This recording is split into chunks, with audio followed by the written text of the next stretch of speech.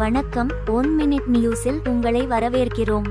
நாட்டின் சாதாரண மனிதனை மனதில் வைத்து அரசாங்கம் ஒரு பெரிய நடவடிக்கையை எடுத்துள்ளது.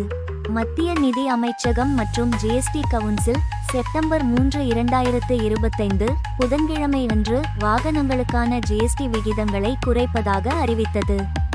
இந்த முடிவுக்கு பிறகு சிறிய கார்கள், மோட்டார் சைக்கிள்கள் மற்றும் ஸ்கூட்டர்கள் உட்பட பல வாகனங்கள் மலிவாகிவிட்டன. இந்த மாற்றம் செப்டம்பர் 22, 2025 முதல் நடைமுறைக்கு வரும். இதற்கு முன்பு 28 விழுக்காடு மற்றும் செஸ்ஸுடன் 29 முதல் 31 விழுக்காடு வரை வரியுடன் இருந்த சிறிய பெட்ரோல் மற்றும் டீசல் கார்களுக்கு இனி 18 விழுக்காடு ஜிஎஸ்டி மட்டுமே விதிக்கப்படும்.